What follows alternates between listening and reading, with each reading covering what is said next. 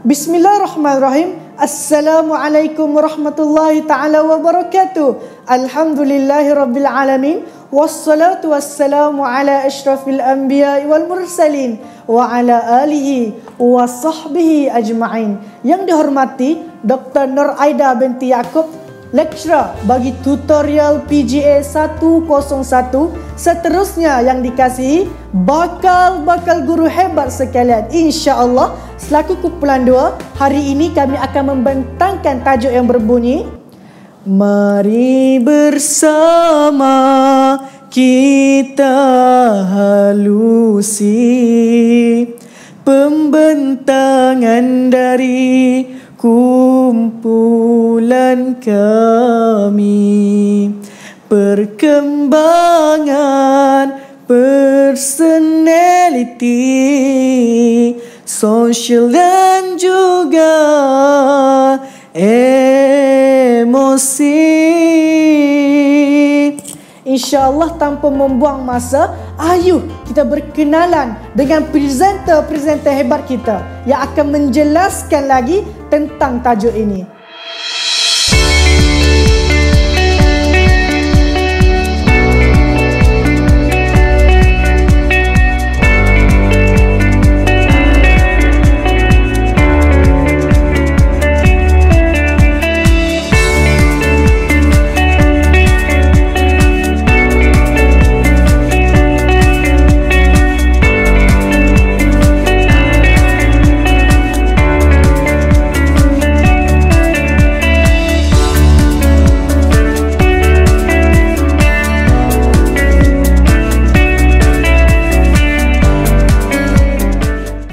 Baiklah tuan-tuan dan puan-puan, aluan pun sudah, berkenalan pun sudah. Jadi tanpa membuang masa, saya menjemput pembentang kita pertama, iaitu Nur Hidayah. Dipersilakan. Assalamualaikum warahmatullahi wabarakatuh. Saya akan mulakan dengan perkembangan personaliti. Sebelum kita pergi kepada perkembangan personaliti, mari kita lihat dulu apa itu personaliti. Mengikut istilah, perkataan personaliti ini berasal daripada perkataan Latin iaitu persona. Perkataan persona ini membawa erti topeng muka. Perkataan persona ini akan berubah menjadi gambaran sosial yang diterima oleh individu dalam kelompok masyarakat. Menurut Alport 1971 pula, personaliti ini satu organisasi yang dinamik berkaitan dengan sistem psikofizikal dalam diri individu yang akan menentukan perubahan tertentu seperti sikap, emosi dan tabiat ke atas persekitaran. Seterusnya, kita akan pergi kepada faktor-faktor yang mempengaruhi personaliti. Yang pertama, baka, keluarga, sekolah, rakan sebaya, keadaan fizikal dan juga emosi. Okey, untuk faktor yang pertama iaitu baka. Baka ibu bapa akan mempengaruhi bentuk tubuh badan, keadaan fizikal, kecerdasan dan juga emosi anaknya. Sebagai contoh, ibu bapa yang mempunyai bentuk tubuh badan yang kurus serta berotot akan memberikan kebarangkalian kepada anaknya akan memperoleh badan yang berbentuk kurus serta berotot juga. Orang yang kurus dan berotot ini akan menjadi seorang yang periang dan suka menghadapi pelbagai cabaran. Menurut Sheldon 1985, ciri personaliti seseorang adalah berkaitan rapat dengan bentuk tubuh badannya. Seperti yang saya beritahu tadi, jika mempunyai badan yang kurus, mereka akan mempunyai personaliti yang akan menyebabkan mereka berani berhadapan dengan orang ramai dan berani menghadapi cabaran. Seterusnya, keluarga. Sebuah keluarga yang bahagia dan harmoni dapat membentuk anak-anak yang berperibadi mulia. Ibu bapa perlu menerapkan nilai-nilai positif dalam diri anak-anak. Jika remaja tersebut lahir daripada keluarga yang berperibadi mulia, maka akan terhasillah seorang remaja yang berkelakuan baik dan juga berperibadi mulia. Faktor yang ketiga ialah sekolah. Personaliti remaja akan dipengaruhi oleh guru dan juga persekitaran di sekolah. Guru perlu mendidik murid dengan betul. Kepribadian guru akan melambangkan personaliti murid. Faktor seterusnya ialah faktor rakan sebaya. Seperti yang kita ketahui, rakan merupakan tempat kita berkongsi rahsia dan juga masalah. Sebagai seorang remaja, kita perlu memilih rakan yang baik. Hal ini kerana seorang rakan yang baik akan menjadikan kita mempunyai personaliti yang baik. Sebagai ibu bapa pula, mereka perlu pantau dengan siapa anak-anak mereka berkawan agar anak-anak mereka ini tidak tersalah pilih rakan. Selain itu, faktor keadaan fizikal turut mempengaruhi perkembangan personaliti. Perubahan keadaan fizikal seseorang remaja akan membawa kepada perubahan tingkah laku yang mungkin kekal atau tidak kekal. Sebagai contoh, remaja yang mempunyai masalah kesihatan seperti ada penyakit ataupun OKU akan menyebabkan mereka mempunyai personaliti introvert, iaitu tidak suka bergaul dengan orang kerana malu dan takut untuk berhadapan dengan orang ramai. Faktor yang seterusnya ialah faktor emosi. Keadaan yang tidak seimbang daripada segi fizikal akan menjejaskan tingkah laku remaja tersebut. Emosi tersebut akan mempengaruhi cara penyesuaian dirinya. Kita berpindah pula kepada teori-teori yang berkaitan dengan personaliti. Yang pertama, jam teori yang dihasilkan oleh Carl Gustav Jung.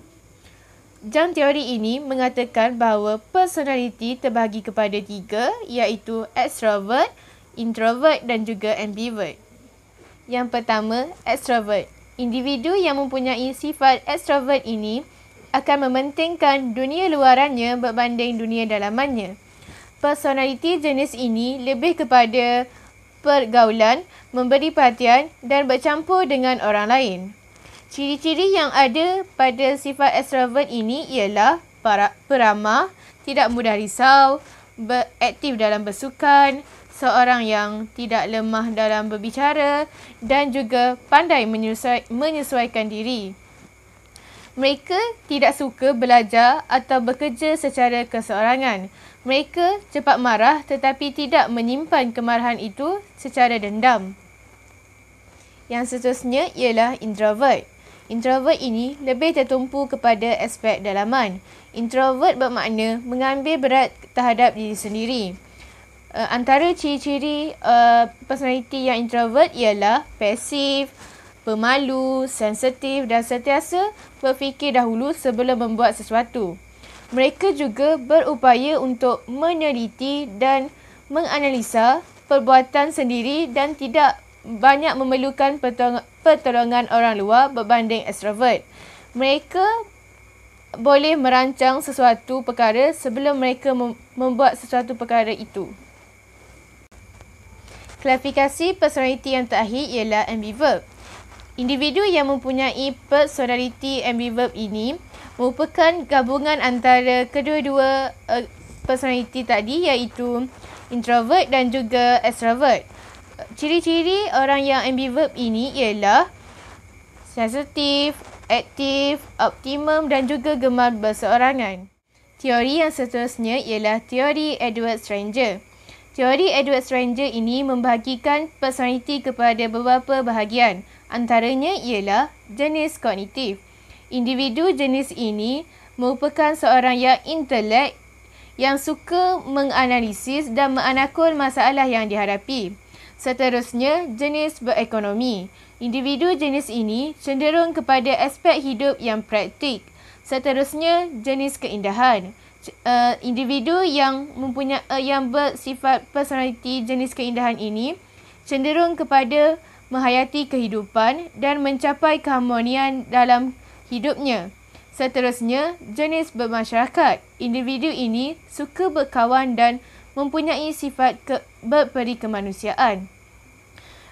Selain itu, jenis berkuasa politik. Individu yang mempunyai personaliti yang mengamalkan jenis berkuasa politik ini menunjukkan kemahuan menguasai sesuatu perkara melebihi orang lain. Personaliti yang terakhir ialah jenis beragama. Individu yang mempunyai personaliti yang beragama ini serius dalam kehidupan dan mencari panduan sesama manusia dan alam. Teori yang terakhir ialah teori Sigmund Freud. Sigmund Freud ini mengatakan bahawa pemikiran manusia terbagi kepada 3, iaitu id, ego dan juga superego. Yang pertama ialah id. Id merupakan bahagian pemikiran manusia yang terletak di bahagian tidak sedar. Sifat id ialah primitif. Seterusnya ego. Ego terletak dalam 3 alam kesedaran, iaitu sebahagian dalam alam sedar, sebahagian dalam alam prasedar dan sebahagian lagi alam tidak sedar. Beroperasi atas prinsip realiti. Yang terakhir ialah superego. Superego ialah struktur personaliti yang terletak dalam 3 alam kesedaran. Superego adalah struktur personaliti bermoral yang terbentuk daripada norma masyarakat, nilai moral dan pendidikan agama. Bunga ros milik Mak Wan, cantik tersusun di atas para. Wahai Amir yang tampan menawan, dijemput saudara, mulakan bicara, dipersilakan. Bismillahirrahmanirrahim. Rabbi syrah li sadri wa yassir li amri wahlul 'uqdatam min lisani yafqahu qawli. Amboi Cikgu Hidayah, bermain pantun ya Cikgu. Baiklah, sebelum saya mulakan perbentangan saya pada hari ini, saya nak jawab terlebih dahulu pantun Cikgu Hidayah. Dengar ya Cikgu. Cantik tersusun di atas para, indah dilihat tenangnya jiwa. Baiklah Cik Hidayah, saya akan mulakan bicara. Harap difahami bakal guru berwibawa, insya-Allah. Jadi tuan-tuan dan puan-puan sekalian, tajuk yang diberikan kepada saya pada hari ini adalah perkembangan sosial. Jadi sebelum kita pergi lebih jauh, apa itu perkembangan sosial, suka saya untuk bawa anda semua kepada pengertian perkembangan sosial. Kerana tak kenal maka tak cinta. Sebelum kita bercinta, kita harus tahu apa yang kita cinta. Jadi nak tahu apa yang kita cinta, melalui pengertianlah jawapannya tuan-tuan dan puan-puan sekalian. Baiklah, menurut Ahmad Susanto, perkembangan sosial merupakan proses ke arah kematangan dalam hubungan sosial, atau merupakan suatu proses untuk menyesuaikan diri terhadap norma-norma kelompok, moral, tradisi serta meleburkan diri menjadi suatu kesatuan dan saling berkomunikasi dan kerjasama. Ini menurut Ahmad Susanto ya tuan-tuan dan puan-puan. Tapi dalam bahasa yang lebih mudah, perkembangan sosial ini adalah satu proses menyesuaikan diri kita dengan keadaan sekeliling dalam masa yang sama untuk mencari identiti kita. Itu bahasa yang lebih mudah difahami tentang apa itu perkembangan sosial ataupun social development.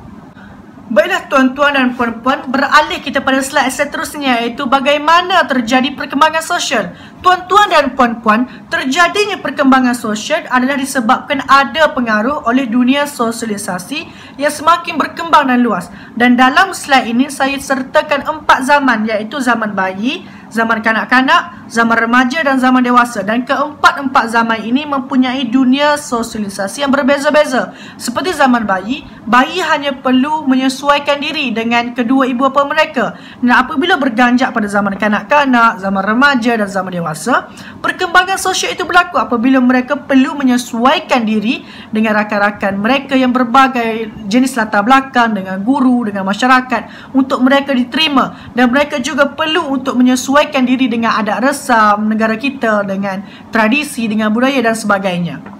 Dan tuan-tuan dan puan-puan, dapat dilihat pada dalam slide, saya merahkan perkataan remaja, saya besarkan perkataan remaja, menunjukkan bahawa itulah fokus saya, iaitu perkembangan sosial remaja, bersesuaian dengan kita nanti bakal guru pada pelajar peringkat remaja. Baiklah tuan-tuan dan puan-puan, kita beralih lagi pada slide seterusnya, iaitu apakah faktor-faktornya. Ini tuan-tuan dan puan-puan merujuk kepada perkembangan sosial. Dan dalam slide ini saya sertakan 5 faktor perkembangan sosial, iaitu keluarga, kematangan, status ekonomi, pendidikan dan kapasiti mental. Yang mana kelima-lima ini kita akan bahas bersama nanti. Tuan-tuan dan puan-puan, kita pergi pada faktor pertama, iaitu faktor keluarga. Mengapa keluarga? Tuan-tuan dan puan-puan, mak ayah kita adalah orang paling rapat dengan kita, orang paling banyak menghabiskan masa bersama kita, dan mereka jugalah orang pertama yang mengenalkan sosialisasi kepada kita, yang mengenalkan adat resam, budaya dan sebagainya. Dan percayalah tuan-tuan, dengan didikan mereka ini jugalah yang akan mempengaruhi dan memberi impak yang besar kepada kemampuan sosialisasi anak. Faktor kedua adalah faktor kematangan. Mengapa kematangan tuan-tuan dan puan-puan? Tuan-tuan dan puan-puan, jika kita lihat orang yang matang lagi senang untuk menyesuaikan diri, lagi senang untuk bersosial, lagi senang untuk bergaul, lagi senang untuk mendapatkan kawan-kawan baru. Kerana apa? Kerana mereka matang dalam berbahasa. Mereka pandai menggunakan istilah-istilah yang sedap didengar di telinga. Mereka matang dalam mengatasi masalah. Mereka matang dalam menghadapi situasi baru. Mereka mudah menyesuaikan diri dan mereka matang dalam berfikir, tuan-tuan dan puan-puan. Faktor ketiga adalah faktor ekonomi. Tuan-tuan dan puan-puan, biasanya seseorang yang mempunyai status ekonomi yang tinggi, yang baik, mempunyai keyakinan lebih tinggi, menyebabkan mereka lagi mudah untuk menyesuaikan diri, lagi mudah untuk bergaul dengan masyarakat setempat, tuan-tuan dan puan-puan sekalian. Faktor keempat adalah faktor pendidikan. Tuan-tuan, apabila remaja pergi ke sekolah, remaja berjumpa dengan kawan baru. Apabila remaja masuk ke universiti, remaja berjumpa dengan kawan baru yang mempunyai pelbagai fi'il dan perangai, mempunyai pelbagai latar belakang. Bukankah memerlukan mereka untuk menyesuaikan diri? Dan bukankah itu berlaku perkembangan sosial? Faham tak mengapa ini menjadi faktor? Dan yang kelima, yang last sekali, ialah kapasiti mental. Seseorang yang mempunyai kepintaran yang tinggi akan memiliki emosi yang stabil dan baik, dan juga dapat berbahasa dengan baik. Bila kita dapat berbahasa dengan baik, lagi senang untuk kita menyesuaikan diri. Apabila kita mempunyai emosi yang baik, lagi senang untuk kita menyesuaikan diri dengan pelbagai masyarakat dekat luar sana. Baiklah tuan-tuan dan puan-puan, rakan-rakan bakal guru sekalian, kita akan teruskan dengan slide seterusnya dan saya mohon untuk saya percepatkan cara penyampaian kerana masa tidak mengizinkan. Baiklah, tahukah anda sebagai remaja yang menuju ke arah kedewasaan, mereka semakin kurang bergantung pada keluarga. Betul lah, siapa-siapa yang melalui frasa ini, itu menunjukkan kamu sudah dewasa. Baiklah, kita teruskan dengan slide seterusnya, iaitu tingkah laku kita dulu pernah kelalui. Ini slide yang paling saya suka sebab bila saya tengok slide ni kan, saya akan teringat kenangan-kenangan dulu. Jadi kalau macam cikgu-cikgu, bakal-bakal cikgu macam pernah lalui, nanti komen dekat grup WhatsApp. Okey. Yang pertama, ketika awal remaja kita bergantung pada keluarga, iaitu bermula awal remaja ketika berumur 12 tahun, iaitu kita berumur di atas 1 kalau tak silap. Dan pada pertengahan dan akhir remaja kita dulu, kita telah mengubah keutamaan daripada keluarga kepada hubungan luar. Hubungan luar ni macam ikut kawan-kawan, makwa, pakwa, crush, adik angkat tu semualah. Hubungan luar, okey. Dulu banyak masa dengan keluarga, tengok TV dengan keluarga, tapi sekarang bila dah dah remaja, terperak je dalam bilik. Buat apa tu? OTP. Tengok macam Umi pun datang bilik sikit dengan biang. Dulu parents ajak pergi pantai ikut, tapi sekarang tak ikut dah, kata ada assignment, ada nak belajar. Tengok teman Pak Ua pergi makan, teman Mak Ua pergi shopping, macam-macam lah. Keutamaan lebih pada hubungan luar, lebih pada kawan-kawan kan, lebih pada kawan-kawan lah maknanya. Cikgu-cikgu pun couple dulu tau. Macam itu proses sebenarnya. Okey lah. Tapi macam kita jangan galakkan lah macam student kita nanti couple lagi. Nasihat. Kita cegah mereka daripada couple. Jangan bagi mereka couple. Walaupun itu satu proses, still benda tu salah. Okay. Dan seterusnya adalah persahabatan pada peringkat kanak-kanak dan awal remaja cenderung untuk berkawan dengan sama jantina. Jadi betul lah. Saya dulu pun saya macam cenderung untuk berkawan dengan sama jantina sebab saya dulu malu untuk bertegur ataupun bercakap ataupun berkawan dengan kawan perempuan saya. Tapi sekarang macam tu lah. Sebab apa? Kita pergi pada poin seterusnya, iaitu peringkat remaja lebih tertarik untuk berkawan dengan jantina yang berlainan. Jadi itu normal. Bukan gatal, bukan bahaya. Okay? Jangan judge kami gatal. Laki-laki tak gatal sebab benda tu laki ke perempuan tak gatal. Itu macam normal. Tapi jangan judge gatal. Sebab kami lelaki suka berkawan dengan perempuan, benda tu lahir secara semua jadi. Perkembangan sosial yang baik. Okay? Jadi jangan level kami yang macam gatal lah, macam duduk dengan perempuan selalu gatal, jangan. Okay? Itu normal. Baiklah, pengaruh rakan sebaya dalam perkembangan sosial. Pengaruh rakan sebaya amat kuat pada peringkat remaja, betul. Pengaruh ini amat penting bagi perkembangan sosial, betul. Pada peringkat ini, remaja harus memilih rakan yang akan membantu perkembangan sosial yang baik. Jadi disinilah peranan seorang guru untuk memastikan anak-anak muridnya berkawan dengan orang-orang yang baik dan memastikan anak muridnya menjadi orang-orang yang baik. Peringkat ini juga remaja akan mempunyai idola untuk diikuti, dan di sini juga peranan seorang guru untuk bercerita kepada anak-anak murid siapakah idola yang perlu diikuti oleh mereka, seperti Nabi SAW. Contohi akhlak baginda, bagi tahu murid cerita akhlak Nabi SAW, cerita akhlak sahabat radhiyallahu anhum ajma'in. Remaja yang suka mengasingkan diri dan sering memberontak mempunyai masalah dalam perhubungan dengan rakan sebaya. Di sini juga peranan seorang guru untuk memastikan dan membantu menyelesaikan masalah anak-anak murid yang mempunyai masalah sosial. Baiklah tuan-tuan dan puan-puan, rakan-rakan bakal guru sekalian, slide kita seterusnya adalah teori perkembangan psikososial ataupun teori Erik Erikson yang menyatakan ada 8 peringkat perkembangan emosi bermula pada bayi hinggalah akhir hayat. Dan menjadi fokus saya pada hari ini adalah identiti melawan kekeliruan bermula umur 12 hingga 18 tahun, iaitu remaja, yang menyentuh peranan guru untuk membantu remaja mencari identiti mereka dan mengelakkan remaja terkeliru dengan identiti mereka, kerana penemuan identiti yang betul dalam kalangan remaja akan menentukan siapa mereka di masa hadapan.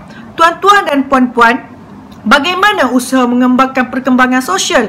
Di sini, ini khusus untuk pelajar ya. Di sini saya lampirkan 2 inisiatif yang dapat kita lakukan, iaitu pembelajaran secara kooperatif dan pembelajaran secara kolaboratif, kerana kedua-dua kaedah ini akan membantu pelajar untuk menyesuaikan diri dalam kumpulan-kumpulan mereka. Contoh pembelajaran secara kooperatif, pelajar-pelajar akan menyesuaikan diri untuk dalam kalangan kumpulan-kumpulan mereka.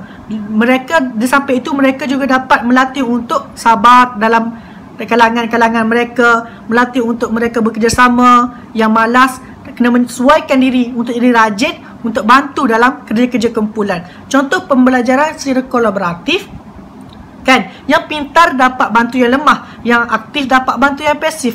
Tengok macam mana interaksi dan perkembangan sosial yang berlaku sekiranya kita melakukan 2 kaedah pembelajaran ini.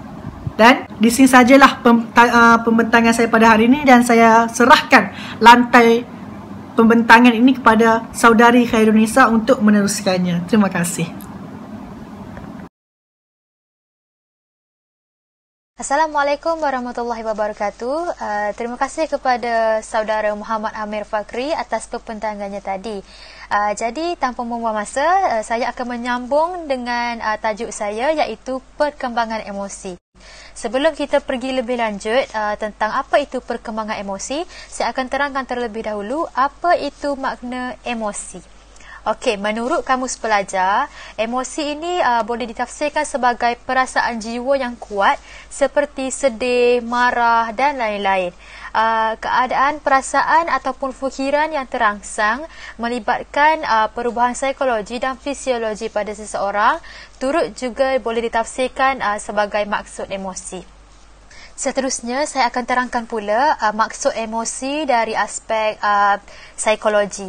Okey, menurut aspek psikologi, emosi ini merupakan bahasa dalaman seseorang yang berkait rapat dengan tindak balas daripada sensitiviti dalaman, iaitu perasaan dalaman dan juga luaran.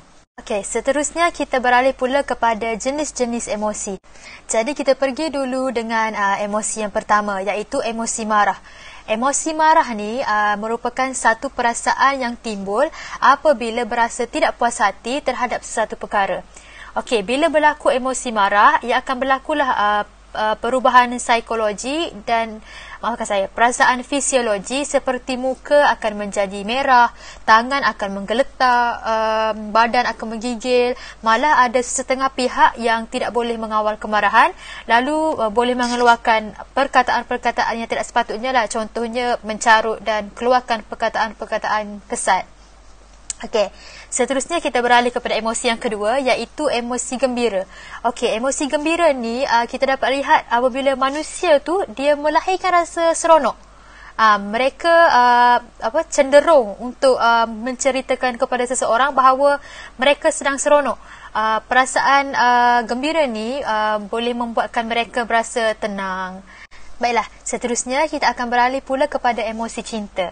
Emosi cinta ni merupakan perasaan sayang dan suka terhadap seseorang. Sebenarnya, emosi cinta ni kita boleh lihat daripada peringkat bayi lagi. Contohnya masa bayi, bayi menunjukkan perasaan cinta dan sayang kepada ibu bapa mereka sendiri. Namun apabila mereka mula meningkat dewasa, meningkat remaja, perasaan mereka mula beralih, bukanlah beralih 100% maksud saya. Maksud saya beralih sedikit sebanyak beralih kepada orang lain. Sebab itulah timbul perasaan cinta dan sayang kepadanya berlawanan jantina. Ada yang couple, ada yang bercinta. Baiklah, kita akan pergi pula kepada emosi malu, iaitu emosi yang terakhir. Iaitu emosi malu ni seperti mana yang kita tahu, setiap manusia mesti ada perasaan malu. Tak kisahlah lelaki ke perempuan, mesti ada perasaan malu. Jadi, perasaan malu ni apa? Perasaan malu ni merupakan perasaan yang bercampur aduk, termasuklah takut, tertekan, nyaman.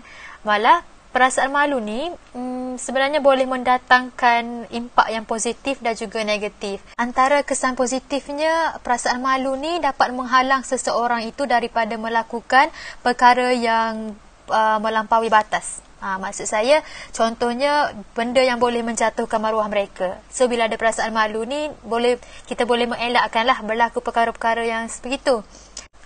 Manakala kesan negatifnya pula, perasaan malu ni bila terlalu melampau dan melampaui batas, dia boleh mendatangkan pelbagai impak negatif. Contohnya, seseorang itu akan berasa malu untuk berhadapan dengan orang ramai, berasa gelisah untuk membuat keputusan dan tak yakin dengan keputusan mereka. Kesimpulannya, perasaan malu ni perlu dikawal dengan baik agar tidak mendatangkan kesan negatif kepada diri kita suatu hari nanti. Baiklah, seterusnya kita beralih kepada main point kita, iaitu perkembangan emosi. Kat sini saya akan terangkan kepada korang perkembangan emosi daripada peringkat bayi sehinggalah peringkat remaja. Okey, jadi mula-mula kita pergi dulu yang pertama, iaitu daripada peringkat bayi sehingga umur 2 tahun. Baiklah, menurut Schaeffer 1999, bayi yang baru lahir telah mula menunjukkan emosi berminat, kecewa, bosan, tenang dan tenang apabila memandang wajah seseorang. Manakala menurut Giselle pula, bayi pada umur 1.5 bulan telah boleh mengeluarkan tangisan yang berbeza mengikut keperluan. Sebagai contoh, mereka akan menangis mendayu-dayu untuk minta dipeluk dan menangis terpekik apabila mereka lapar. Pada peringkat umur 2 tahun, kita dapat lihat bahawa kanak-kanak telah mula menunjukkan emosi yang lebih kompleks ataupun dipanggil emosi sekunder. Sebagai contoh, kanak-kanak yang umur 2 tahun ni dah boleh rasa tersipu-sipu malu lah, rasa bersalah, dah pandai merajuk, cemburu. Baiklah, seterusnya kita beralih pula kepada perkembangan emosi kanak-kanak yang berumur 2 hingga 6 tahun. Okey, kanak-kanak di peringkat ini telah diajar beberapa perkara oleh ibu bapa mereka seperti peraturan menunjukkan perasaan. Mereka juga menggunakan strategi mengawal perasaan. Sebagai contoh, saya bagi contoh dulu yang peraturan menunjukkan perasaan tu, iaitu contohnya kanak-kanak ni prasekolah telah diajar untuk tersenyum dan mengucapkan terima kasih apabila mereka mendapat sesuatu, contohnya hadiah, walaupun mereka tak suka pun hadiah tu. Manakala penggunaan strategi mengawal perasaan pula ialah mereka akan menyekat perasaan yang tidak selesa dan memikirkan sesuatu yang positif. Sebagai contoh, seorang kanak-kanak ni dia fikir, kenapa mak aku tak bawa aku pergi pasar pagi ni? Lepas tu dia pun fikir, oh, sebab petang ni kita orang nak pergi tengok wayang kot. Maknanya mereka dah sekat perasaan tak sedap hati tu dengan perasaan yang positif. Peringkat seterusnya, iaitu 4 hingga 6 tahun, mereka sering menunjukkan emosi penilaian kendiri. Sebagai contoh, mereka merasa bangga dan malu ketika tidak berjaya menyempurnakan sesuatu tugasan. Walau bagaimanapun, menurut Harter dan Whitesell dan Stipek, menurut kajian mereka, kanak-kanak ini lebih sering menunjukkan perasaan bangga dan malu ketika ibu dan guru mereka ada bersama-sama mereka sahaja. Kemudian kita beralih pula kepada peringkat kanak-kanak yang berumur 6 hingga 12 tahun. Okey, biasanya pada peringkat ini, kanak-kanak mengalami perkembangan seperti mereka semakin menyedari hukuman sosial apabila mereka menunjukkan emosi yang tidak disenangi. Contoh menunjukkan emosi yang tak disenangi itu, mereka menunjukkan emosi bahawa mereka tidak menyukai guru apabila guru tidak melayani pertanyaan mereka. Menurut Springhall dan Oja, pada peringkat ini kanak-kanak mula menunjukkan perasaan empati dan prososial apabila mereka telah mula memahami perasaan orang lain. Dan pada peringkat ini jugalah kanak-kanak lebih cenderung untuk bertindak secara agresif apabila mereka sedang marah. Sekarang kita beralih pula kepada perkembangan emosi yang terakhir, iaitu perkembangan emosi remaja dari umur 12 hingga 20 tahun.